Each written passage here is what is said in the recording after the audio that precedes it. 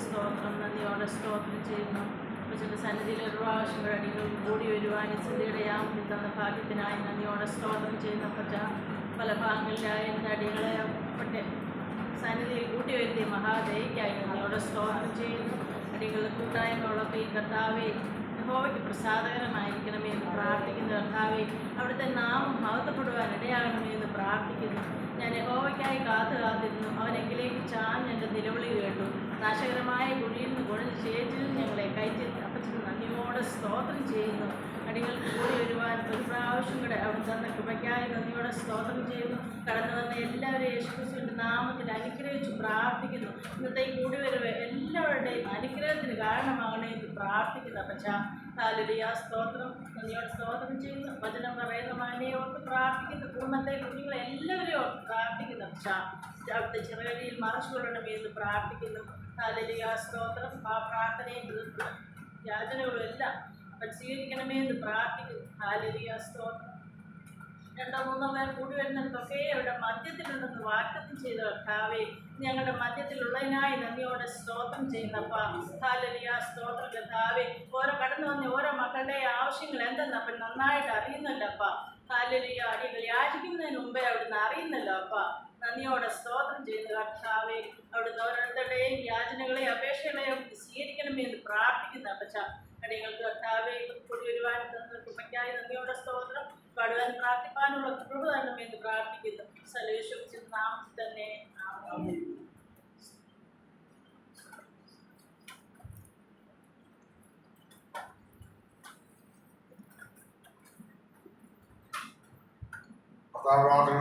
സ്തോത്രം ചെയ്യാം. Hallelujah, hallelujah, hallelujah.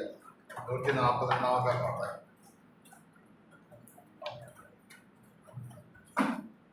ചാലിന്റാജൻ വരുന്നൊരു ധ്വനികൾ ദേശമേങ്ങും മുഴങ്ങിടുന്നു.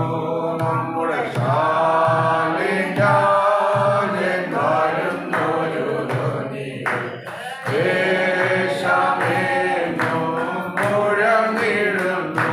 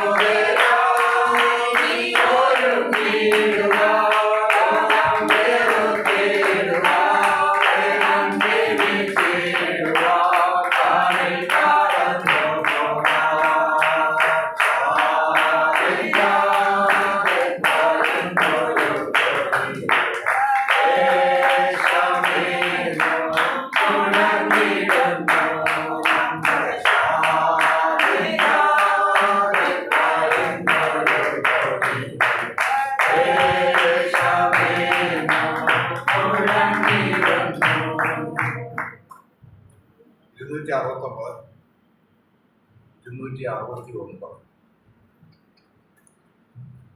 ഇന്നു കണ്ട മിശ്രമീരെ കാണുകയില്ല, ഇന്നു വന്ന കഷ്ടമിനി വരികയില്ല. ഇന്നു കണ്ട മിശ്രമീരെ കാണുകയില്ല, ഇന്നു വന്ന കഷ്ടമിനി വരികയില്ല. പാദത്തിന്റെ കൂടാരത്തിൽ അടുക്കുകയില്ല, പാദത്തിന്റെ കൂടാരത്തിൽ അടുക്കുകയില്ല. നിന്റെ കാലുകൾ ഇടറുകില്ല, നിന്റെ കാലുകൾ ഇടറുകില്ല. ചെങ്കടൽ പിളർന്നു വഴി നടക്കും, ോജായി പിളർന്നു മാറും. ചെങ്കടൽ പിളർന്നു വഴി നടക്കും, ോജായി പിളർന്നു മാറും. ദൈവമോ നിന്റെ മുമ്പിൽ ഇടിഞ്ഞു വീഴും, യേശുവിൻ നാമത്തിൽ ആർത്തിടുമ്പോൾ. ദൈവമോ നിന്റെ മുമ്പിൽ ഇടിഞ്ഞു വീഴും, യേശുവിൻ നാമത്തിൽ ആർത്തിടുമ്പോൾ. ഇന്നു കണ്ട മിശ്രമീരെ കാണുകയില്ല, ഇന്നു വന്ന കഷ്ടമിനി വരികയില്ല. ഇന്നു കണ്ട മിശ്രമീരെ കാണുകയില്ല, ഇന്നു വന്ന കഷ്ടമിനി വരികയില്ല. പാദത്തിന്റെ കൂടാരത്തിൽ അടുക്കുകയില്ല, പാദത്തിന്റെ കൂടാരത്തിൽ അടുക്കുകയില്ല. നിന്റെ കാലുകൾ ഇടറുകില്ല, നിന്റെ കാലുകൾ ഇടറുകില്ല.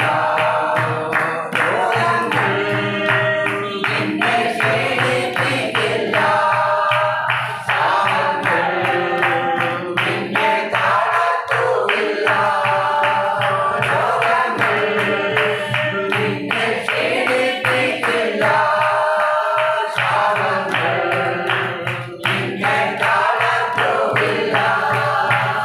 ആവിയാലും യാക്കോബിനു വരികയില്ല, രക്ഷകൻ ഇസ്രായേലിനെ തുണയില്ല. ആവിയാലും യാക്കോബിനു വരികയില്ല, രക്ഷകൻ ഇസ്രായേലിനെ തുണയില്ല. ഇന്നു കണ്ട മിശ്രമീരെ കാണുകയില്ല, ഇന്നു വന്ന കഷ്ടമിനി വരികയില്ല. ഇന്നു കണ്ട മിശ്രമീരെ കാണുകയില്ല, ഇന്നു വന്ന കഷ്ടമിനി വരികയില്ല. പാദത്തിന്റെ കൂടാരത്തിൽ അടുക്കുകയില്ല, പാദത്തിന്റെ കൂടാരത്തിൽ അടുക്കുകയില്ല. നിന്റെ കാലുകൾ ഇടറുകില്ല, നിന്റെ കാലുകൾ ഇടറുകില്ല. മലകൾ മെതിച്ചു കൊടുക്കുമാവേ,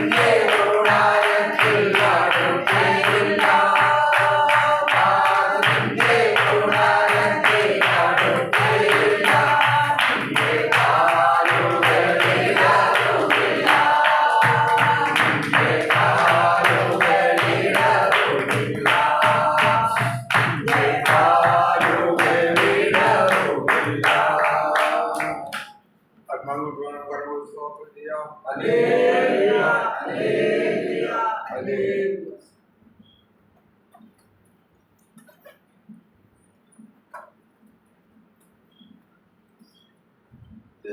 മാത്രം ഉണ്ടാകട്ടെ. അല്പനേരത്തെ ചിന്തിക്കാത്ത വെളിപാട് പുസ്തകം 5-ാം അധ്യായം അതിൻ്റെ 12 തൊട്ട് 14 വരെയുള്ള വാക്യങ്ങൾ. വെളിപാട് 5:12. അവൻ അത്യുച്ചത്തിൽ അറക്കപ്പെട്ട കുഞ്ഞാടിന് ശക്തിയും ധനവും ജ്ഞാനവും ബലവും ബഹുമാനവും മഹത്വവും സ്തോത്രവും ലഭിക്കാൻ യോഗ്യനെന്ന് പറഞ്ഞു. സ്വർഗത്തിനും ഭൂമിയിലും ഭൂമിയിൽ കീഴിലുള്ള സമുദ്രത്തിലുമുള്ള സകല സൃഷ്ടി അവയിലുള്ളതൊക്കെ സിംഹാസനത്തിൽ ഇരിക്കുന്നവൻ കുഞ്ഞാടിന് സ്തോത്രവും ബഹുമാനവും മഹത്വവും ബലവും എന്നേക്കുണ്ടാകട്ടെ എന്ന് പറഞ്ഞു ഞാൻ കേട്ടു. 4 ജീവകൾ ആമേൻ എന്ന് പറഞ്ഞു മുഖന്മാർ വീട് നമസ്കരിച്ചു. സ്വർഗത്തിൽ പിതാവായ ദൈവത്തെയും യേശുക്രിസ്തുവിനെയും നമസ്കരിക്കുന്നതിനെ കുറിച്ചാണ് ഈ 4-5 അധ്യായത്തിൽ നമ്മൾ വായിക്കുകയും പഠിക്കുകയും ചെയ്യുന്നത്. അപ്പോൾ എൻ്റെ ഉള്ളിൽ ഒരു ചിന്ത, എന്താണ് ഈ ദൈവത്തെ നമ്മൾ ആരാധിക്കുക എന്ന് പറഞ്ഞാൽ എന്താണ്? അത് യെശയ്യാ പ്രവാചകന്റെ പുസ്തകത്തിലൊക്കെ ദൈവത്തെ ആരാധിക്കാത്തതിനെ കുറിച്ച് പറയുന്നുണ്ട്. 42:8 പറയുന്നു, ഞാൻ യഹോവ അത് തന്നെ എൻ്റെ നാമം, ഞാൻ എൻ്റെ മഹത്വം മറ്റൊരുവരും എൻ്റെ സ്തുതി വിഗ്രഹങ്ങൾക്ക് വിട്ടുകൊടുക്കുകയില്ല. ദൈവത്തിന് ഏറ്റവും വെറുപ്പായ ഒരു കാര്യമാണ് വിഗ്രഹങ്ങളെ ആരാധിക്കുക. ദൈവത്തിന് കൊടുക്കേണ്ട മഹത്വം മറ്റുള്ളവർക്കല്ല മറ്റ് ദേവങ്ങൾക്ക് കൊടുക്കുക. അത് സങ്കീർത്തനം എന്ന് പറയുന്ന അന്യദേവനെ കൈക്കൊള്ളുന്നവരുടെ വേദന വർദ്ധിക്കും. എന്തുകൊണ്ടാണ് ഇങ്ങനെ പറയാനുള്ള കാരണം? അതിനൊരു ഉദാഹരണമാണ് എൻ്റെ ചിന്തിച്ചപ്പോൾ എൻ്റെ മനസ്സിലേക്ക് ദൈവം ഒരു ചിന്ത വന്നത്. നമ്മളൊക്കെ മാതാപിതാക്കളാണല്ലോ. നമ്മൾ കുഞ്ഞുങ്ങളെ കഷ്ടപ്പെട്ട് ഒക്കെ അപ്പന്മാർ വേലയെടുത്ത് കഷ്ടപ്പെട്ട് അവരെ പഠിപ്പിച്ച് അവർക്കൊരു തന്നെത്താനെ ജീവിക്കാറാകുന്ന വരെ നമ്മൾ അവരെ വളർത്തുന്നു.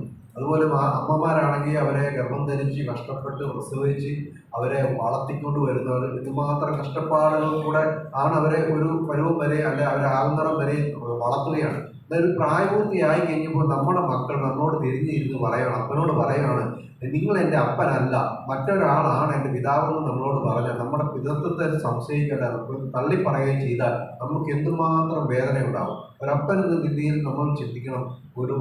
നമ്മുടെ മക്കൾ തന്നെ നമ്മളോട് അങ്ങനെ പറയുന്ന ഒരു അവസ്ഥ വന്നാൽ നമുക്ക് വേദന, എന്തുമാത്രം വേദനയാണ് നമുക്കുണ്ടാകുന്നത്. അതുപോലെ അമ്മമാരോട് പറയും, നിങ്ങൾ എൻ്റെ അമ്മയല്ല, വേറൊരാളെ ചൂണ്ടിക്കാണിച്ചിട്ട് പറയും ഇതാണ് എൻ്റെ അമ്മയെന്ന് നമ്മളെ തള്ളിപ്പറഞ്ഞാൽ നമുക്കുണ്ടാകുന്ന വേദന എത്ര ഭയങ്കരമാണ്. അതുപോലെ തന്നെയാണ് സൃഷ്ടാവായ ദൈവത്തെ നമ്മൾ തള്ളിപ്പറഞ്ഞ് വേറൊന്നിനെ സേവിക്കുമ്പോൾ ദൈവത്തിനുണ്ടാകുന്നതായ വേദന അത് നമ്മൾ മനസ്സിലാക്കണം. സ്വർഗസ്ഥ പിതാവ് നമ്മളെ സ്നേഹിച്ചു, സൃഷ്ടിച്ചു, നമ്മളെ വഴി നടത്തുന്നു.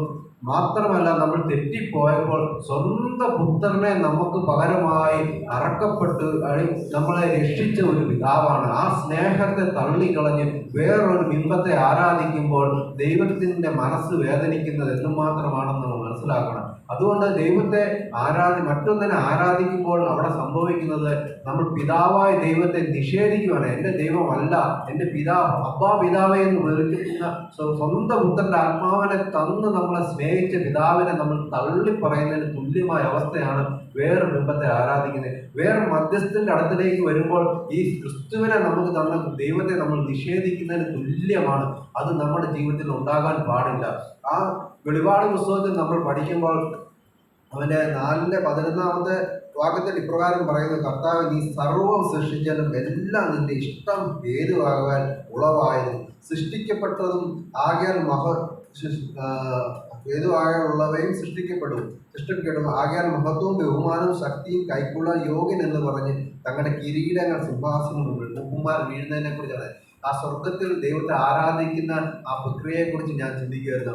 അത് ഒന്നാമത് സർവ്വ സൃഷ്ടിച്ചതിനായ സ്വർഗസ്ഥ പിതാവിനെയും പുത്രനായ അറക്കപ്പെട്ട കുഞ്ഞാടിനെയും അംഗീകരിക്കുന്നു. ഒന്നാമതായി നമ്മുടെ ജീവിതത്തിൽ വേണ്ടത് സ്വർഗസ്ഥ പിതാവിനെയും കുഞ്ഞാടിനെയും അംഗീകരിച്ചാൽ മാത്രമേ ഈ ദൈവത്തെ നമുക്ക് സേവിക്കാൻ പറ്റുള്ളൂ. നമ്മുടെ ക്രിസ്തീയ ലോകത്തിൽ ഈ ക്രിസ്തുവിനെ ദൈവത്തെ അംഗീകരിക്കാത്ത ഒരു സമൂഹം നമ്മൾ എവിടെയാണെങ്കിൽ ക്രിസ്തുവിനെ ദൈവത്തെ നമ്മൾ അംഗീകരിക്കുന്നുണ്ടോ, അതുപോലെ തന്നെ അതിൻ്റെ അടുത്ത വാക്ക് എല്ലാ സൃഷ്ടികളും സ്വർഗീയ പിതാവിൻ്റെ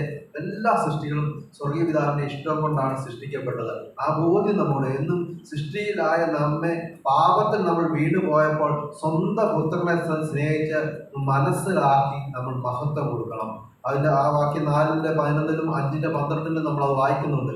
അതുകൊണ്ട് നാം സ്വർഗസ്ഥനായ പിതാവിനെയും പുത്രനായ അറക്കപ്പെട്ട കുഞ്ഞാനെ ബഹുമാനിക്കുകയും മഹത്വീകരിക്കുകയും സ്തോത്രം അർപ്പിക്കുകയും വേണം. സ്വർഗത്തിൽ നടക്കുന്ന അനുഭവമാണ് അത്. നമ്മൾ അതേപോലെ ആ മഹത്വത്തോടെ ദൈവത്തെ ആരാധിക്കുവാൻ അത് മനസ്സിലാക്കി പൂർണ്ണ ബലത്തോടും പൂർണ്ണ ശക്തിയോടും പൂർണ്ണ ആത്മാവിനും കൂടെ നമ്മുടെ കർത്താവിനെ ആരാധിപ്പാനും സ്നേഹിപ്പാനും സേവിപ്പാനും നമുക്ക് ഇടയായി തീരണം. അതുപോലെ തന്നെ അവിടെ മുമ്പന്മാർ തങ്ങളുടെ കിരീടങ്ങൾ സിംഹാസനത്തിൽ കൊണ്ട് ഇട്ട് നമസ്കരിച്ചു.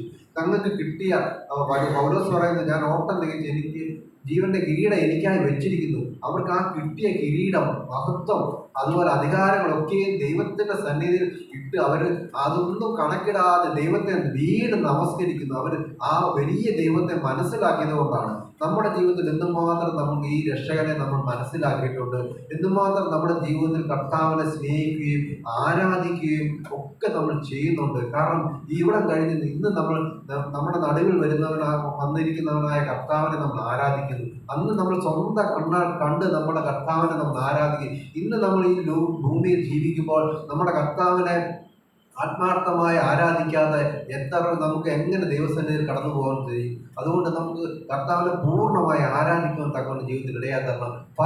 ഈ ആരാധിക്കുക എന്ന് പറഞ്ഞാൽ അവിടെ നമുക്ക് അനുകൂലമായ സാഹചര്യങ്ങളായി സ്വർഗത്തിൽ, എങ്കിൽ ഇവിടെ പ്രതികൂലമായ ഒരു സാഹചര്യങ്ങളായി. യോശുവ പറയുന്നുണ്ട്, ഞാനും എൻ്റെ കുടുംബവും ഞങ്ങളെ യഹോവയെ സേവിക്കും.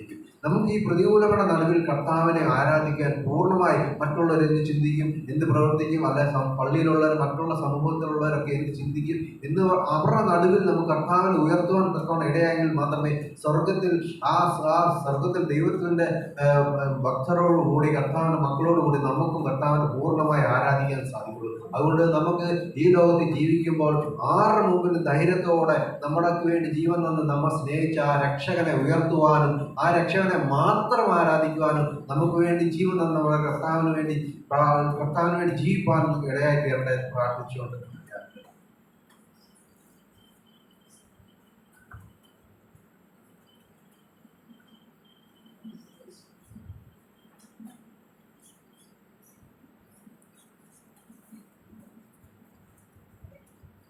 ആരാധനയ്ക്ക് എഴുന്നേക്കാം. മാതൃകളിൽ കൈകൊട്ടി യേശുവിനെ ആരാധിക്കാം.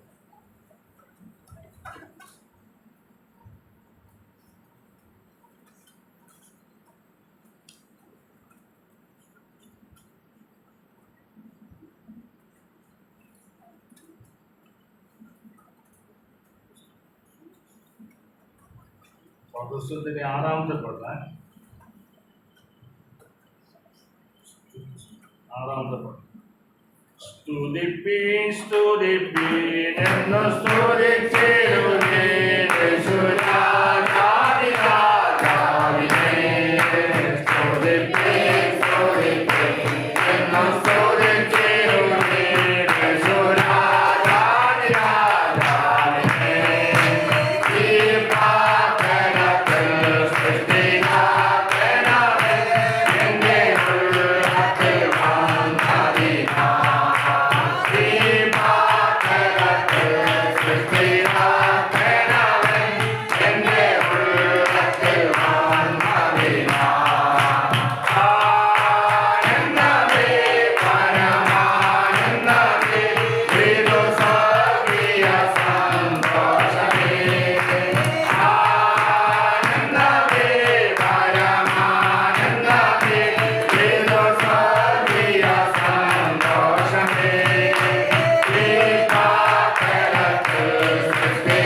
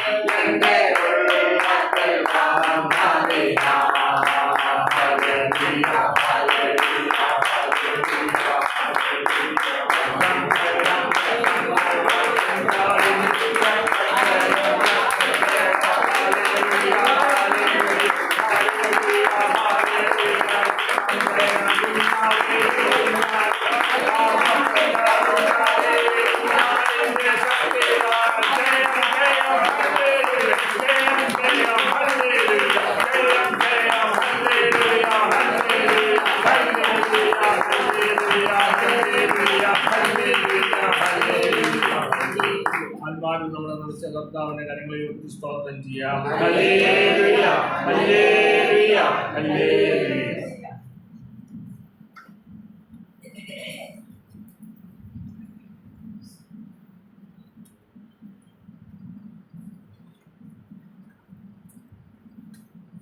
അമ്പതാം സങ്കീർത്തനം.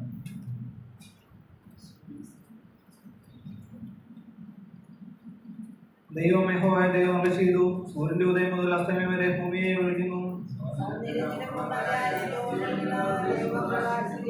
നമ്മുടെ ദൈവം വരുന്നു, മൗനമായിരിക്കുകയില്ല. അവന് മുമ്പിൽ തീ ദഹിപ്പിക്കുന്നു, അവന് ചുറ്റും വലിയൊരു കൊടുങ്കാറ്റടിക്കുന്നു.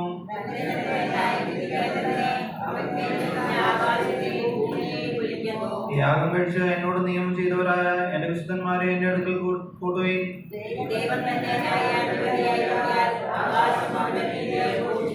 എന്റെ ജനമേ കേൾക്കാം, ഞാൻ സംസാരിക്കും. ഇസ്രായേലെ, ഞാൻ നിന്നോട് സാക്ഷീകരിക്കും. ദൈവമായ ഞാൻ നിന്റെ ദൈവമാവുന്നു.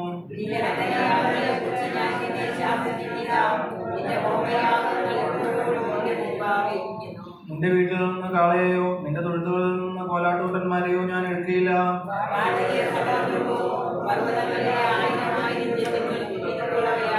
മലകളിലെ പക്ഷികളൊക്കെയും ഞാൻ അറിയുന്നു, വയലിലെ ജന്തുക്കളും എനിക്കുള്ളവ തന്നെ.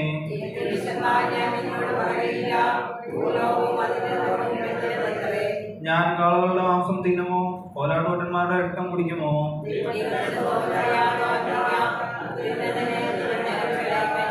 കഷ്ടകാലത്ത് എന്നെ വിളിച്ചപേക്ഷിക്കുക, ഞാൻ നിന്നെ വിളിക്കുകയും നീ എന്നെ മഹത്വപ്പെടുത്തുകയും ചെയ്യും.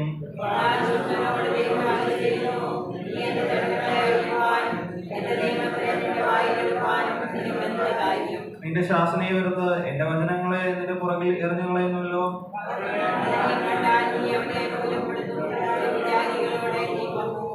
നിന്റെ വായി നീ ദോഷത്തിന് വിട്ടുകൊടുക്കുന്നു, നിന്റെ നാവ് വഞ്ചന അണയ്ക്കുന്നു.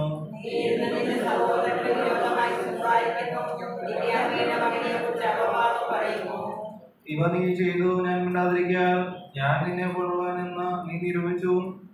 എന്നാൽ ഞാൻ നിന്നെ ശാസിച്ചു, നിന്റെ കണ്ണവയെ നിരത്തി വയ്ക്കും.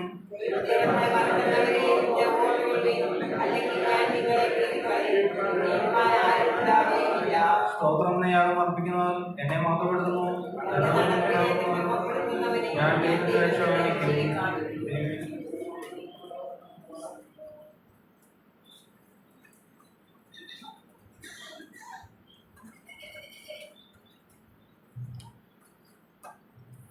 ദൈവത്തിന് സ്തോത്രം. ഇന്ന് നമ്മൾ വായിച്ചതായ മനോഹരമായ ഒരു സങ്കീർത്തനമാണ് 50-ാം സങ്കീർത്തനം. എഴുതിയത് ആസാഫാണ്. ക്രിസ്തുവിൻ്റെ ആത്മാവിൽ എഴുതപ്പെട്ട ഒരു സങ്കീർത്തനമാണിത്. അത് ഞാൻ പറയുമ്പോൾ നിങ്ങൾ ഇത് ക്രിസ്തുവിൻ്റെ ആത്മാവിലാണ് എഴുതിയത്. എല്ലാം എഴുതപ്പെട്ടിരിക്കുന്നതും പ്രവചിക്കപ്പെട്ടിരിക്കുന്നതും ക്രിസ്തുവിൻ്റെ ആത്മാവിലാണ്. പൗലോസ് അപ്പോസ്തലൻ തനിക്ക് ലേഖനം എഴുതുമ്പോൾ 1-ാം അധ്യായം അതിൻ്റെ 11-ാമത്തെ വാക്യത്തിൽ പറയുന്നു. ഇത് വായിച്ചാൽ അതൊന്ന് കേൾക്കണം. നിങ്ങളെന്നെ വായിച്ചു 1:11. പത്രോസ് 1 പത്രോസ്.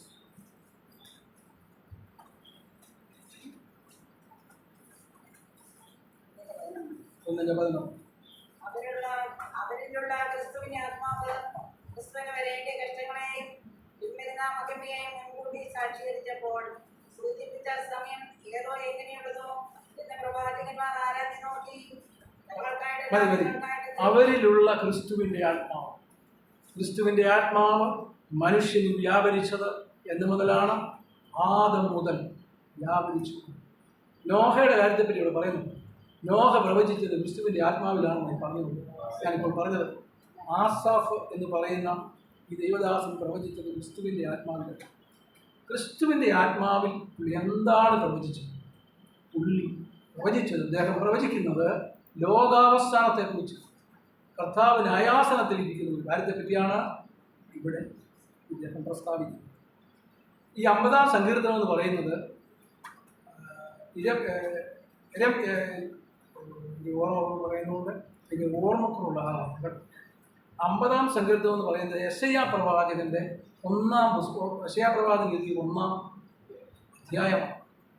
അത് മുഴുവൻ നിങ്ങൾക്ക് വീട്ടിൽ ചെന്ന് വായിച്ചു നോക്കാം. അത് തന്നെയാണ് ഈ 50-ാം സങ്കീർത്തനം. നമുക്ക് ഇതേപ്പറ്റി ഒന്ന് പഠിക്കാം.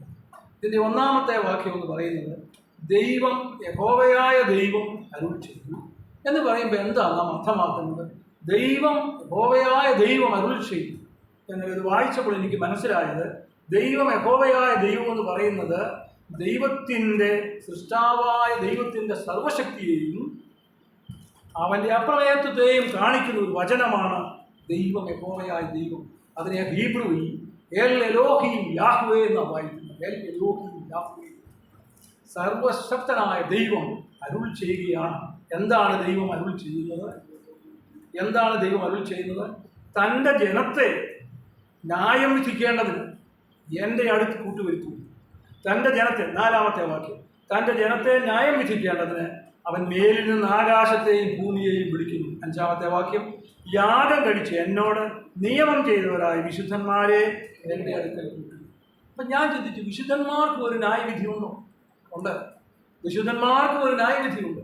ആ ന്യായവിധിയെ പറ്റിയാണ് ഇവിടെ പറയുന്നത്. വിശുദ്ധന്മാർക്കും ഇവിടെ ഒരു ന്യായവിധി ഉണ്ട്. ഇവിടെ 3 കൂട്ടം ആൾക്കാരെയാണ് നമ്മൾ കാണുന്നത്. അതിൽ ഒന്നാമത്തേത് ഒരു ന്യായാധിപൻ. ഒരു ന്യായാധിപനെ നാം കാണുകയാണ്. ആരാണ് ഈ ന്യായാധിപൻ? ഞാൻ ആദ്യമേ പറഞ്ഞു, എൽ എലോഹീം യാഹ്വേ എന്ന് പറയുന്ന യഹോവയായ ദൈവം ന്യായാസനത്തിൽ ഇരിക്കുന്നത് നമ്മളത് സങ്കല്പിച്ചൊന്ന് കാണണം. ദൈവം ഇങ്ങനെ ന്യായാസനത്തിൽ ഇരിക്കുകയാണ്. രണ്ടാമതൊരു കൂട്ടരെ നമ്മൾ കാണുന്നത് അത് സാക്ഷികളാണ്. സാക്ഷി ആരാണ്? സാക്ഷികൾ ആകാശവും ഭൂമിയുമാണ് സാക്ഷികൾ. മൂന്നാമതൊരു കൂട്ടരെ നാം കാണുന്നത് പ്രതികളാണ്. ഈ രണ്ടാമത്തെ കൂട്ടരെ കുറിച്ച് നമുക്കൊന്ന് പഠിക്കാം. സാക്ഷികൾ, ആകാശവും ഭൂമിയും സാക്ഷികളായിട്ട് ഇവിടെ വിളിച്ചു വരുത്തുകയാണ് കർത്താവ്.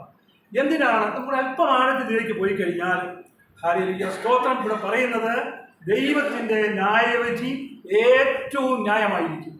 ഇതുപോലെ ന്യായത്തോടെ വിധിക്കുന്ന ഒരാളും അല്ലെങ്കിൽ ഒരു ന്യായവിധിയും ലോകത്തുണ്ടാകില്ല.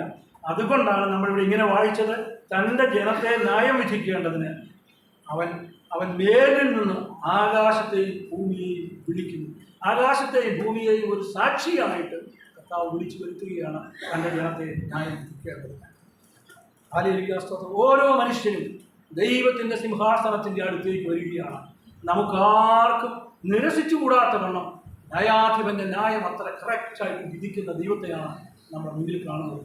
ഇങ്ങനെയാണ് നാം വായിക്കുന്നത്. ഹൃദയങ്ങളെയും ഉൾപ്പൂവുകളെയും അറിയുന്ന ദൈവത്തിൻ്റെ സന്നിധിയിൽ നാം കടന്നു വരുമ്പോൾ നമുക്ക് യാതൊന്നും ദൈവത്തിൻ്റെ മുന്നിൽ നിരസിച്ച് കളയുവാൻ നമുക്ക് കഴിയുന്നതല്ലെന്ന് ഈ വേദഭാഗം നമ്മെ കൃത്യമായിട്ട് പഠിപ്പിക്കുന്നുണ്ട്.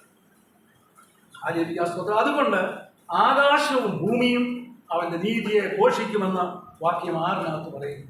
വാക്യം 6, ദൈവം തന്നെ ന്യായാധിപതിയായിരിക്കാൻ ആകാശം അവൻ്റെ നീതിയെ, നീതിമാനായ ദൈവത്തിൻ്റെ മുമ്പിൽ ആകാശം ഘോഷിക്കുകയാണ്. ഹല്ലേലൂയ സ്തോത്രം. ഇനി അടുത്തത് പ്രതികളാണ്.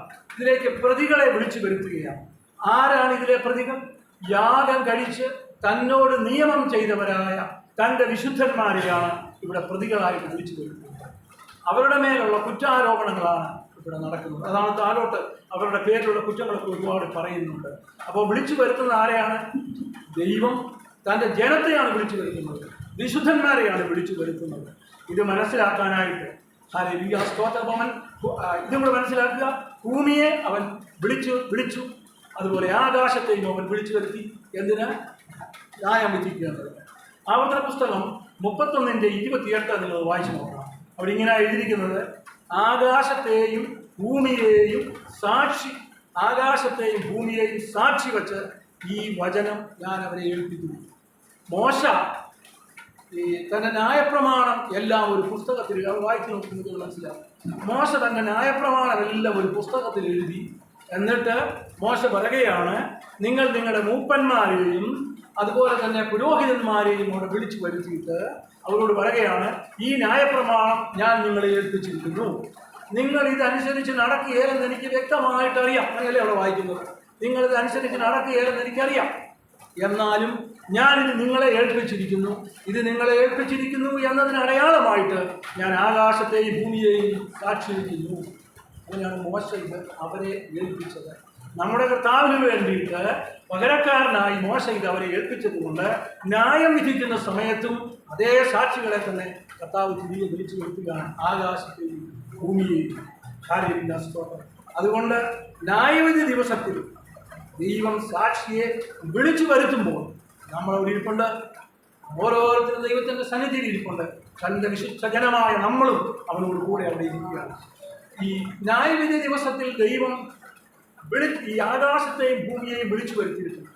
നമ്മളെപ്പറ്റി പ്രതിപാദിക്കുമ്പോൾ നമുക്ക് യാതൊരു പ്രതിപാദ്യവും പറയുവാനില്ല എന്ന് ഹബക്കൂക്കിൻ്റെ പുസ്തകം 2-ാം അധ്യായം അതിൻ്റെ 11-ാമത്തെ വാക്യത്തിൽ നമ്മൾ വായിക്കുന്നത്. 2-ാം അധ്യായം അതിൻ്റെ 11-ാമത്തെ വാക്യം എന്താണ് വായിക്കുന്നത്? ഹബക്കൂക്കിൻ്റെ പുസ്തകം. ആരും ഭയപ്പെടുത്താതെ സിംഹവും ശക്തിയും ബാലസിംഹവും സത്യത്തിൽ പോകുന്ന അല്ല, ഹബക്കൂക്കല്ല, എനിക്ക് തെറ്റിപ്പോയതായിരിക്കും. അവിടെ ഇങ്ങനെ എഴുതിയിരിക്കുന്നത്, ചുവരിൽ നിന്ന് കല്ല് വിളിച്ചു പറയുകയും മരപ്പണിയിൽ നിന്ന് തുലാം ഉത്തരം പറയുകയും ചെയ്യും. മനസ്സിലായല്ലോ? ചുവരിൽ നിന്ന് കല്ല് വിളിച്ചു പറയുകയും മരപ്പണിയിൽ നിന്ന് തുലാം ഉത്തരം പറയുകയും ചെയ്യും. ദൈവത്തിൻ്റെ സന്നിധിയിൽ നമ്മൾ അടുത്തു ചെന്ന് ന്യായവിധി ദിവസത്തിൽ നമ്മൾ ദൈവത്തോട് പ്രതിപാദിക്കുന്ന സമയത്ത് തുലാം പോലും വിളിച്ചു പറയും നമ്മളെ തെറ്റുകൾ. അതുകൊണ്ട് ദൈവത്തിൻ്റെ സന്നിധിയിൽ, നീതിമാനായ ദൈവത്തിൻ്റെ സന്നിധിയിൽ യാതൊരു കളവും നമുക്ക് പറയുവാൻ സാധ്യമല്ല. എന്നാൽ നമ്മൾ പ്രത്യേകം ഓർത്തിരിക്കേണ്ടതാണ്. ഈ സങ്കീർത്തനം ഇതിനകത്ത് തന്നെ, ഈ 50-ാം സങ്കീർത്തനത്തിനകത്ത് തന്നെ അതിൻ്റെ 22-ാമത്തെ വാക്യം വായിച്ച് 22 ദൈവത്തെ 21 അവ നീ ചെയ്ത് ഞാൻ മിണ്ടാതിരിക്കുക, ഞാൻ നിന്നെ പോലെയുള്ളവനെന്ന് നീ ചോദിച്ചു. അടുത്ത വാക്യം, എന്നാൽ ഞാൻ നിന്നെ ശാസിച്ച് നിന്റെ കണ്ണിന് മുമ്പിൽ അവയെ നിരത്തി വയ്ക്കും. നമ്മൾ ചെയ്ത ഓരോ കുഴപ്പങ്ങളും, ഓരോ കുറ്റങ്ങളും, നമ്മൾ ദൈവത്തോട് ചെയ്തു പോയ ഓരോ അകൃത്യങ്ങളും ദൈവം നമ്മുടെ സന്നിധിയിൽ നിരത്തി വെച്ച് നീതിയോടെയുള്ള ഒരു വിധിക്കായിട്ട് നമ്മൾ ഒരു ദിവസം ഒരുങ്ങേണ്ടി വരുമെന്ന് നാം ദൈവസന്നിധിയിൽ ഓർത്തിരിക്കണമെന്ന് ഈ അധ്യായം നമ്മൾ. ഇവിടെ മറ്റൊരു കാര്യമുള്ളത്, ഞാൻ മുമ്പേ പറഞ്ഞു, ദൈവമെന്ന് പറയുന്നത് സർവശക്തനായ ദൈവമാണ്. വാക്യം 50-3 നമ്മൾ ഇങ്ങനെയാണ് വായിക്കുന്നത്. ഈ 50-ാം അധ്യായത്തിൻ്റെ 3-ാമത്തെ വാക്യം, നമ്മുടെ ദൈവം വരുന്നു, മൗനമായിരിക്കുകയില്ല, അവൻ്റെ മുമ്പിൽ തീ ദഹിപ്പിക്കുന്നു, അവന് ചുറ്റും വലിയൊരു കൊടുങ്കാറ്റടിക്കുന്നു. നമ്മുടെ ദൈവത്തിൻ്റെ അപ്രമേയത്വത്തെ കാണിക്കുന്നതാണത്. നമ്മുടെ ദൈവം എത്ര ശക്തനാണ് എന്ന് നമ്മളെ കാണിക്കുന്നതാണ്. നമ്മളെ പുതിയ നിയമത്തിലേക്ക് വന്നാൽ ക്രിസ്തുവിൽ ഒരു ഭാഗത്തും നമ്മളിങ്ങനെ വായിക്കുന്നില്ല. ക്രിസ്തുവിനെ പറ്റി ഒരു സ്ഥലത്തും ഇങ്ങനെ പറയുന്നില്ല. ഈ വെളിപാട് പുസ്തകത്തിനകത്തുണ്ടെന്നുള്ളതേ ഉള്ളൂ. പക്ഷേ ഇതുപോലെ വായിക്കുമ്പോൾ നമ്മൾ മനസ്സിലാക്കുന്നത് പിതാവായ ദൈവത്തെ നാം ഇങ്ങനെ കാണുകയാണ്. തീ മുന്നിൽ പോകുന്നു, ദഹിപ്പിക്കുന്ന അഗ്നിയായ ഒരു ദൈവത്തെ നമ്മളവിടെ കാണുകയാണ്. ഹല്ലേലൂയ, സ്തോത്രം. അപ്പോൾ നമ്മൾ പറഞ്ഞു വരുന്നത്, നമ്മൾ ദൈവത്തിൻ്റെ സന്നിധിയിൽ ന്യായവിധിക്കായിട്ട് അടുത്തു ചെന്നു. ന്യായാധിപനായ കർത്താവ് ന്യായാസനത്തിൽ ഇരിക്കുകയാണ്. ഹല്ലേലൂയ, സ്തോത്രം. ഈ ദൈവത്തെ, ആ ദൈവത്തെ ഒന്ന് ശരിക്കും അറിയണമെന്നുണ്ടെങ്കിൽ നമ്മൾ വെളിപാട് പുസ്തകം 1-14 അതിൻ്റെ ഒരു സൂചനയുണ്ട്. 1-14 എന്താ അവിടെ എഴുതിയിരിക്കുന്നത്? അവൻ്റെ കണ്ണ് അഗ്നിജ്വാലയ്ക്ക് ഒത്തതും കാൽ ഉലയിൽ ചുട്ടുപഴിപ്പിച്ച വെള്ളോടിന് സദൃശ്യവും ശബ്ദം എരിവെള്ളത്തിൻ്റെ ഇരച്ചിൽ പോലെയും ആകുന്നു. ദൈവത്തിൻ്റെ അപ്രമേയത്വത്തെ കാണിക്കുന്നതാണ്. ഈ വചനവുമായി വളരെ യോജിച്ചു പോകുന്ന ഒരു വചനമാണ്. ഹല്ലേലൂയ, സ്തോത്രം. ഈ ദൈവത്തിൻ്റെ മുന്നിലാണ് നാം ഇപ്പോൾ അടുത്ത് വന്നിരിക്കുന്നത്. നമ്മൾ ഈ ദൈവത്തിൻ്റെ മുന്നിൽ അടുത്ത് വരുമ്പോൾ നാം ചെയ്ത കുറ്റം ദൈവം നമ്മോട് പറയുകയാണ്. നാം എന്ത് കുറ്റമാണ് ദൈവത്തിൻ്റെ സന്നിധിയിൽ ചെയ്തത്? ഈ വിശുദ്ധന്മാർ എന്ത് കുറ്റമാണ് ദൈവത്തിൻ്റെ സന്നിധിയിൽ ചെയ്തത്? ഇത് വായിച്ചാൽ തോന്നുന്നു നാം ഒരു കുറ്റവും ചെയ്തിട്ടില്ല, നാം നിരപരാധിയാണെന്ന്. എന്നാൽ സങ്കീർത്തന പുസ്തകം 106-ാം അധ്യായം 20-ാമത്തെ വാക്യത്തിൽ നാം ഇങ്ങനെയാണ് വായിക്കുന്നത്, അവരൊരു കാളക്കുട്ടിയെ വാർത്തുണ്ടാക്കി അതിനെ നമസ്കരിച്ചു. എന്നിട്ട് എന്ത് ചെയ്തു? അവർ തങ്ങളുടെ മഹത്വമായവരെ പുല്ല് തിന്നുന്ന കാളയോട് സദൃശ്യമാക്കി തീർത്തു. അവർ ചെയ്ത കുറ്റം ചെറുതാണോ? മുമ്പ് നമ്മുടെ വെറുതെ ഇവിടെ പറയുന്നത് ഞാൻ വായിച്ചപ്പോൾ ഇതേ വചനം ഞാൻ ഓർക്കും. ഹല്ലേലൂയ, സ്തോത്രം. ആദ്യം പറഞ്ഞ വചനം അതായി. അവർ കാളക്കുട്ടിയെ ഉണ്ടാക്കിയിട്ട് അത് ദൈവമാണെന്നും പറഞ്ഞ് അതിൻ്റെ മുന്നിൽ അതിനെ നമസ്കരിച്ചു. അവർ ചെയ്ത ഏറ്റവും വലിയ തെറ്റുകളിൽ ഒന്നാണ്. നമ്മുടെ ജീവിതത്തിൽ ഈ തെറ്റ് ആവർത്തിക്കപ്പെടുന്നുണ്ടോ എന്ന് ഈ സമയം നാം ചിന്തിക്കേണ്ടതാകുന്നു. ദൈവത്തിനെ കഴിഞ്ഞും മഹത്വം മറ്റാർക്കും കൊടുക്കരുതെന്ന് നമ്മുടെ സഹോദരൻ ഇവിടെ പറഞ്ഞത് തരുണത്തിൽ ഞാൻ ഓർക്കുകയാണ്. വീണ്ടും അതിനെ കഴിഞ്ഞും ഒരു ക്രിമിനൽ കുറ്റം അവർക്ക്, അതിനെ കഴിഞ്ഞും വലിയൊരു കുറ്റം. 106:24 നമ്മൾ വായിച്ചിരിക്കും. 106:24 മനോഹര മനോഹര ദേശത്തെ അവർ നിരസിച്ചു. വചനത്തെ വിശ്വസിച്ച് വചനത്തെ വിശ്വസിച്ചതുമില്ല. അതാണ് ഏറ്റവും വലിയ തെറ്റ്. മനോഹര ദേശത്തെ അവർ നിരസിച്ചു, വചനത്തെ അവർ വിശ്വസിച്ചില്ല. ഇതായി മനോഹര ദേശം. നമുക്ക് കർത്താവ് വാഗ്ദാനം ചെയ്തിരിക്കുന്ന നിത്യതയെ നാം നിരസിച്ചു കളഞ്ഞാൽ, കർത്താവ് നമുക്ക് വാഗ്ദാനം ചെയ്തിരിക്കുന്ന സ്വർഗരാജ്യം നാം വേണ്ടെന്ന് വെച്ചാൽ എന്നെ കൊടുക്കാൻ ഒരിക്കലും ആർക്കും ആവില്ല. അതാണ് ദൈവസന്നിധിയിൽ നാം ചെയ്യുന്ന തെറ്റ്. നാം എപ്പോഴും ദൈവവുമായി ബന്ധപ്പെട്ട് നിൽക്കുമ്പോൾ കർത്താവ് നമുക്ക് വേണ്ടി ഒരു നിത്യരാജ്യം ഒരുക്കിയിട്ടുള്ള ഉത്ബോധം നമ്മുടെ മനസ്സിൽ എപ്പോഴും ഉണ്ടായിരിക്കുകയാണ്. അല്ലെങ്കിൽ നാം വിധിക്കപ്പെടും. കർത്താവ് നമ്മോട് ചോദിക്കും.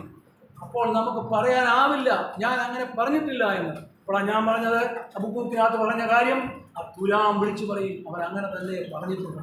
ഞാൻ ഇന്നലെ വൈകിട്ട് ഇങ്ങനെ ഇരുന്നപ്പോൾ ഞാൻ ചിന്തിച്ചു, ഭൂമിയിൽ വെച്ചല്ലേ ഇതൊക്കെ നടക്കുകയുള്ളൂ. ചന്ദ്രനിലേക്ക് ഒരു പേടകത്തിൽ പോയപ്പോൾ അവിടെ പോയാൽ ഈ കുറ്റങ്ങൾ ഉണ്ടായാൽ എവിടെ ഇരിക്കുന്നു തുലാം, എവിടെ ഇരിക്കുന്നു കെട്ടിടങ്ങൾ? ഒന്നുമില്ലല്ലോ. അതിനായിട്ടാണ് അങ്ങനെയുള്ളവരെ ന്യായം വിധിക്കുവാനാണ് കർത്താവ് ആകാശത്തെ വിളിച്ചു വരുത്തുന്നത്. ഭൂമിയെ മാത്രമല്ല നമ്മൾ എഴുതിക്കുന്നത്, ഞാൻ ആകാശത്തെയും ഭൂമിയെയും നിങ്ങൾക്കെതിരായിട്ട് വിളിച്ചു വരുത്തും. അവിടെ വെച്ച് ആകാശവും ഭൂമിയും വിട്ട് മനുഷ്യൻ ഇന്നുവരെയും പുറത്തോട്ട് കടന്നു പോയിട്ടില്ല. ദൈവത്തിൻ്റെ സ്തോത്രം. അപത്രവേറി ഈ വചനങ്ങളെ വായിക്കുമ്പോൾ ഞാൻ എങ്ങനെയാണ് നിങ്ങൾക്കത് വിവരിച്ചു തരേണ്ടത് എനിക്കറിയില്ല.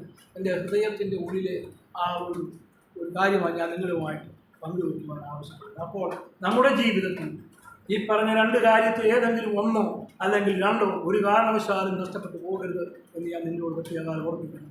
ദൈവം നമുക്ക് വേണ്ടി വിഭാവനം ചെയ്തിരിക്കുന്ന തൻ്റെ രക്തം കൊടുത്ത് വിലക്കി വാങ്ങിയ ആ സ്വർഗരാജ്യം നമ്മൾ ഓരോരുത്തരെയും അതിനു വേണ്ടിയാണ് നമ്മൾ വിളിച്ചിരിക്കുന്നത്. അതിൽ നാം പ്രവേശിക്കാതെ പോകരുത് എന്ന് ഹല്ലേലൂയ സ്തോത്രം നാം ഇപ്പോൾ തന്നെ ഓർക്കേണ്ടതാകുന്നു.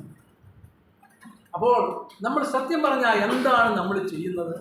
നമ്മുടെ ഹൃദയം കൊണ്ട് നാം ദൈവത്തിൽ നിന്ന് അകന്നിട്ട് ചില കർമാചാര പ്രയോഗങ്ങളൊക്കെ നമ്മൾ നടത്തും. അതാണ് നമ്മൾ ചെയ്യുന്ന ഏറ്റവും വലിയ തെറ്റ്. ഹൃദയം ദൈവസന്നിധിയിലില്ല, ഒരു കർമാചാരം നമ്മളിങ്ങനെ നടത്തിക്കൊണ്ടിരിക്കുകയാണ്. അതാണ് ഈ വചനങ്ങളൊക്കെ പറയുന്നത്. ഇവിടെ 7 മുതൽ താഴോട്ട് വായിച്ചാൽ ഇതാണ് ആ വചനങ്ങളുടെ അർത്ഥം അവിടെ പറയുന്നത്. എൻ്റെ ജനമേ കേൾക്കാൻ ഞാൻ സംസാരിക്കും, ഇസ്രായേലേ ഞാൻ നിന്നോട് സാക്ഷീകരിക്കും.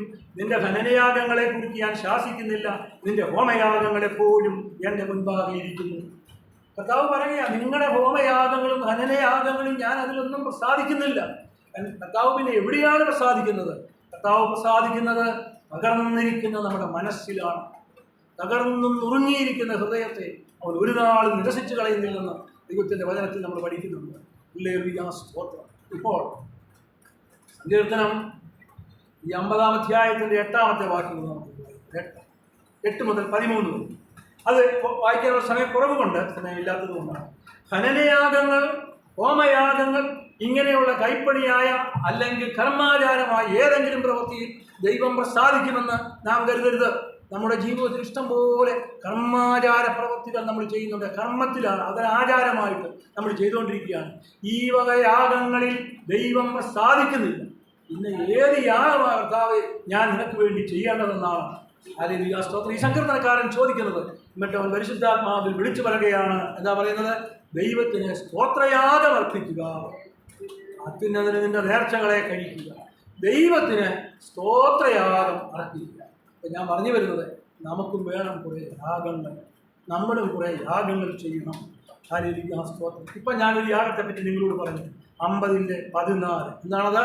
ദൈവത്തിന് സ്തോത്രമർപ്പിക്കുക, സ്തോത്രയാഗം അർപ്പിക്കുക, അത്യുന്നതന് നിന്റെ നേർച്ചകളെ കഴിക്കുക. ഇതാണ് ഒരു യാഗത്തെ പറ്റി ഞാൻ 50-23 ഒന്ന് വായിച്ചു. 50-23 സ്തോത്രം എന്ന യാഗമർപ്പിക്കുന്നവൻ എന്നെ മഹത്വപ്പെടുത്തുന്നു, തന്റെ നടപ്പിനെ ക്രമപ്പെടുത്തുന്നവൻ ദൈവത്തിന്റെ രക്ഷയെ കാണിച്ചു കൊടുക്കും. അപ്പം സ്തോത്രം എന്ന യാഗമർപ്പിക്കുന്നവൻ ദൈവത്തിന്റെ രക്ഷയെ കാണുമെന്നാണ് അവിടെ പറഞ്ഞിരിക്കുന്നത്. നിങ്ങൾ ഫിലിപ്പിയർ 2:17 വായിച്ചാൽ അവിടെ എഴുതിയിരിക്കുന്നത് ഇങ്ങനെയാണ്: വിശ്വാസം എന്ന യാഗം നിങ്ങൾ അർപ്പിക്കണം. വിശ്വാസം എന്ന യാഗം. ഞാനിപ്പോൾ 2ാമത്തെ ഒരു യാഗത്തെക്കുറിച്ചാണ് ഞാൻ നിങ്ങളോട് പറഞ്ഞത്. വിശ്വാസം എന്ന യാഗം നിങ്ങൾ അർപ്പിക്കണം. നിങ്ങൾ ദൈവസന്നിധിയിൽ സ്തോത്രയാഗം അർപ്പിക്കണം. 2, നിങ്ങൾ വിശ്വാസം എന്ന യാഗം അർപ്പിക്കണം. 3, എബ്രായർ 13:16 നമ്മളിങ്ങനെയാണ് വായിക്കുന്നത്, നന്മ ചെയ്യുവാനും കൂട്ടായ്മ കാണിപ്പാനും മറക്കരുത്, ഈ വക യാഗത്തിലല്ലോ ദൈവം പ്രസാദിക്കുന്നത്. നമ്മളിത് ചെയ്യാറുണ്ടോ? ദൈവത്തിൻ്റെ ചോദ്യമാണ്. ഇതുപോലെ ഒരു കസേരയിട്ടിട്ട് ദൈവം ഇരിക്കുകയാണെന്ന് നിങ്ങൾ സങ്കല്പിക്കും. നമ്മളോട് ദൈവം ചോദിക്കുന്ന ഈ ചോദ്യത്തിന് മുമ്പിൽ നമുക്ക് എന്താണ് പറയുവാനുള്ളത്? റോമർ 12:21 യാഗങ്ങളിൽ ഏറ്റവും പരമപ്രധാനമായ യാഗം എന്താണത്? നിങ്ങൾ ബുദ്ധിയുള്ള ആരാധനയായി നിങ്ങളുടെ ശരീരത്തെ ജീവനും വിശുദ്ധിയുള്ള ദൈവത്തിന് പ്രസാദവുമുള്ള യാഗമായി സമർപ്പിക്കുക. അപ്പോൾ നമ്മുടെ ശരീരത്തെ നാം ദൈവത്തിന് സമർപ്പിക്കുക എന്ന് വെച്ചാൽ നമ്മളെ തന്നെ നാം ദൈവത്തിന് സമർപ്പിക്കുക എന്നതാണ് ഈ വേദഭാഗങ്ങളിലൂടെ ഉദ്ദേശിക്കുന്നത്. ഈ റോമർ എത്രയാണ്? റോമർ 12:1. റോമർ 12-ാം അധ്യായം താഴോട്ട് വായിച്ചാൽ നമ്മൾ ദൈവത്തിൻ്റെ സാന്നിധ്യം എങ്ങനെ നിലനിൽക്കുമെന്ന് നമ്മൾ ചിന്തിക്കേണ്ടിയിരിക്കുന്നു. ഞാനിപ്പം വായിച്ച നിങ്ങൾ വായിച്ചു 12 നേരത്ത് നോക്കുന്നു. അതിനകത്ത് പറയുകയാണ്, ഒരു യാഗത്തെ പറ്റിയാണ് പറഞ്ഞാൽ നിങ്ങളെ തന്നെ ദൈവത്തിൻ്റെ സന്നിധിയിൽ യാഗമായി നമ്മൾ അർപ്പിച്ചു. അപ്പോൾ എന്തൊക്കെ സംഭവിക്കുന്നു? അവിടെ പറഞ്ഞിരിക്കുകയാണ്, മുഴുവനതാണ് പറയുന്നത്. വായിച്ചു നോക്കുന്നത് നല്ലതാണ്. കഷ്ടതയിൽ സഹിഷ്ണുത കാണിപ്പീൻ, പ്രാർത്ഥനയിൽ ഉറ്റിരിപ്പീൻ, വിശുദ്ധന്മാരുടെ ആവശ്യങ്ങളിൽ കൂട്ടായ്മ കാണിപ്പീൻ. ഇങ്ങനെയൊക്കെ പറയുമ്പോൾ 100 കൂട്ടം കാര്യങ്ങൾ ഇവിടെ പറയുന്നു. മോശ കൽപ്പന കൊടുത്തതുപോലെ കർത്താവ് നമുക്ക് തരുന്ന കൽപ്പനയായി നീ ഇതെല്ലാം ചെയ്യണം. ഇതൊന്നും ചെയ്യാതെ നമ്മൾ ചില കർമാചാര പരിപാടികളൊക്കെ ചെയ്യും. അതിലൂടെ ദൈവത്തെ പ്രസാദിപ്പിക്കാമെന്ന് നാം കരുതരുതെന്നാണ് ഈ ദൈവത്തിൻ്റെ വചനം നമ്മളെ പഠിപ്പിക്കുന്നത്. കാരണം നമ്മുടെ ദൈവം ദഹിപ്പിക്കുന്ന അഗ്നിയാണ്. ന്യായത്തോടെ ലോകത്തെ ന്യായം വിധിക്കുന്ന ദൈവമാണ് അവൻ. അതുകൊണ്ട് അവൻ ആകാശത്തെയും ഭൂമിയെയും വിളിച്ചു വരുത്തി ന്യായത്തോടെ നമ്മളെ ന്യായം വിധിക്കുന്ന ഒരു ദൈവമാണ് നമ്മുടെ ദൈവം. ഈ ദൈവം ആരാണെന്ന് ഇവിടെ പറഞ്ഞ് ഞാൻ നോക്കിക്കോളാം. യോഹന്നാന്റെ സുവിശേഷം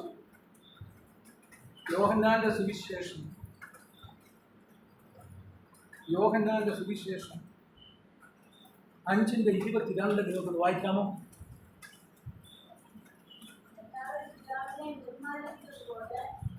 എല്ലാവരും പിതാവിനെ ബഹുമാനിക്കുന്നത് പോലെ പുത്രനെയും ബഹുമാനിക്കേണ്ടതിന് പിതാവ് ആരെയും ന്യായം വിധിക്കാതെ ന്യായവിധിയെല്ലാം പുത്രന് കൊടുത്തിരിക്കുന്നു. ആരാണ് ഈ പിതാവ്? ആരാണ് ഈ ദൈവം? ന്യായാസനത്തിൽ ഇരിക്കുന്നത് നമ്മുടെ കർത്താവായ യേശു ക്രിസ്തുവാണ്. അവനാണ് ന്യായാധിപൻ. അല്ലാതെ നമ്മൾ മുമ്പേ കണ്ട, നിങ്ങൾ തെറ്റായി ധരിക്കരുത്, ആ ദൈവമല്ല. നമ്മുടെ കർത്താവായ യേശു ക്രിസ്തു ന്യായാസനത്തിൽ ഇരിക്കുകയാണ്. ഹല്ലേലൂയ, സ്തോത്രം. 5:10 കൂടെ വായിക്കോ. 2 കൊരിന്ത്യർ 5:10. അവനവൻ ശരീരത്തിലിരിക്കുമ്പോൾ ചെയ്തത് നല്ലതാകിലും തീയതാകും അതതിന് തക്കവണ്ണം പ്രാപിക്കേണ്ടതിന് നാം എല്ലാവരും ക്രിസ്തുവിന്റെ ന്യായാസനത്തിന്റെ മുൻപാകെ നിൽക്കേണ്ടതാകും. ഇന്നലെ അത് വായിച്ചപ്പോൾ എനിക്ക് വലിയ സന്തോഷം തോന്നി. കർത്താവേ, ഞാൻ പോയിരിക്കുന്നത് ക്രിസ്തുവിന്റെ ന്യായാസനത്തിന്റെ മുമ്പിലാണല്ലോ. ക്രിസ്തു പാവമാണ്, നിങ്ങൾക്കറിയാമല്ലോ. പിതാവായ ദൈവം എന്ന് പറയുമ്പോൾ നമ്മൾ മറ്റൊരർത്ഥത്തിലും, പുത്രനായ ദൈവം എന്ന് പറയുമ്പോൾ വേറൊരർത്ഥത്തിലും നമ്മൾ കാണുന്നത്. നമ്മുടെ കർത്താവ് ഒരു സാധുവായ മനുഷ്യനാണ്. ഒരു ഉദാഹരണം പറഞ്ഞാൽ, യോഹന്നാനെ ശിരച്ഛേദനം ചെയ്തെന്ന് പറഞ്ഞപ്പോൾ കർത്താവ് മിണ്ടാതെ ആടിക്കൊണ്ട് ഒരു പാമ്പിനെ പോലെ കടന്നു പോവുകയാണ് ചെയ്തത്. ഒരക്ഷരം പോലും കർത്താവ് പറഞ്ഞില്ല. അത്ര സാധുവായ കർത്താവിൻ്റെ മുമ്പാകെ ഞാൻ ചെന്ന് നിൽക്കുമ്പോൾ എന്നോട് ക്ഷണിച്ചോളുമെന്ന് നിങ്ങൾ കരുതരുത്. കാരണം കർത്താവ് ഇപ്പോൾ ഇരിക്കുന്നത് കൃപാസനത്തിലാണ്. കൃപാസനത്തിൽ നമുക്ക് ഏത് സമയത്തും എൻ്റെ അടുത്തേക്ക് അടുത്തില്ല. ഇനി കർത്താവ് കൃപാസനത്തിൽ നിന്ന് എഴുന്നേറ്റ് ന്യായാസനത്തിൽ കയറിയിരിക്കുന്ന ഒരു ദിവസം വരും, അവിടെ നമുക്ക് രക്ഷയില്ല.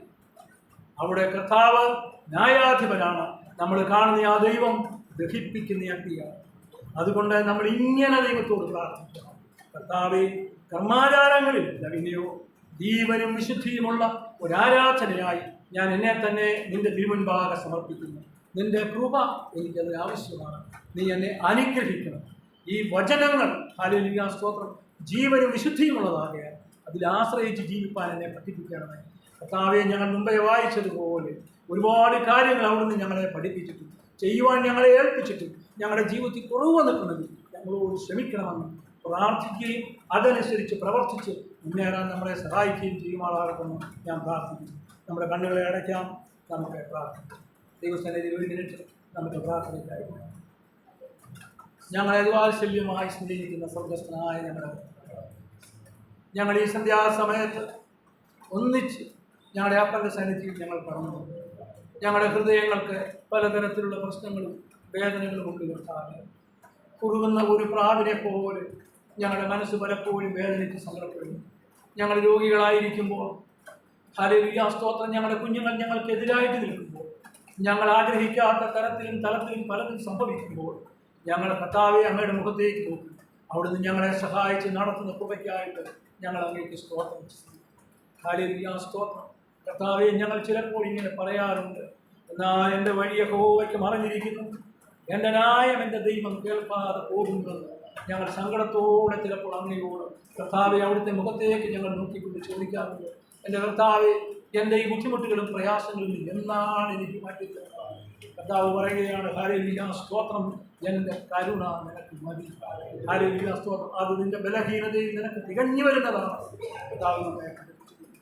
സങ്കീർത്തനം 81:17 പറയുന്നത് പോലെ ദൈവത്തിൻ്റെ ഘനനയാഗങ്ങൾ തകർന്നിരിക്കുന്ന മനസ്സ്, തകർന്ന് നുറുങ്ങിയിരിക്കുന്ന ഹൃദയത്തെ നീ നിരസിക്കുകയില്ലല്ലോ അപ്പ. ഞങ്ങളുടെ ഹൃദയം തകർന്നിരിക്കുമ്പോൾ നീ ഞങ്ങളുടെ പ്രയാസങ്ങളെ മാറ്റി ഞങ്ങളുടെ കണ്ണുനീരുകളെ കഴുകി ഞങ്ങളെ ശുദ്ധീകരിക്കുന്ന ദൈവമായ സ്തോത്രം. ഒരു നാളും ഞങ്ങളെ ഏകനായി വിടാത്ത ഒരു ദൈവത്തിൻ്റെ സന്നിധിയിലേക്ക് ഞങ്ങളെ തന്നെ സമ്പൂർണ്ണമായി ഞങ്ങൾ സമർപ്പിക്കുന്നത് ഹല്ലേലൂയ സ്തോത്രം. ഞങ്ങൾ നിന്റെ അടുത്തേക്ക് മടങ്ങി വരുന്നു. ഞങ്ങളുടെ സകല അകൃത്യങ്ങളെയും ക്ഷമിച്ച് കൃപ തോന്നി ഞങ്ങളെ അനുഗ്രഹിക്കണം. ഞങ്ങളുടെ നന്മകൾക്ക് തടസ്സമാകുന്ന സകല സാത്താന്യ ശക്തികളിൽ യേശു ക്രിസ്തുവിന്റെ നാമത്തിൽ ഞങ്ങൾ ശാസ്ത്രത്തിന് ജയമെടുക്കുക. ദൈവനാമം മഹത്വപ്പെടണം. ഈ സഭയെ അനുഗ്രഹിക്കണം. ഞങ്ങൾക്ക് ഒന്നിച്ചു കൂടി വരും. ഒരപ്പൻ്റെ മക്കളായിട്ട് ഉള്ളിലിരിപ്പാൻ കർത്താവ് ഞങ്ങളെ സഹായിച്ച കൃപയ്ക്കായിട്ട് ഞങ്ങൾ പിന്നെയും നന്ദി പറയും. എല്ലാ നന്മകളാലും ഞങ്ങളുടെ ജീവിതത്തെ അവിടുന്ന് നിറച്ചതോർത്ത് സ്തോത്രം. ഞങ്ങളുടെ ഗമനത്തെ അനുഗ്രഹിച്ചു ഞങ്ങളെ ആഗമനത്തിൽ കർത്താവ് പരിപാലിച്ച് ഞങ്ങളെ നടത്തുമാറാകണമെന്ന് ഞങ്ങളുടെ ദൈവത്തോട് പ്രാർത്ഥിക്കുന്നു. നിന്റെ കൃപയും സമാധാനവും ഞങ്ങളെ നിറഞ്ഞു വരട്ടെ. യേശു ക്രിസ്തുവിന്റെ ധന്യമുള്ള നാമത്തിൽ തന്നെ.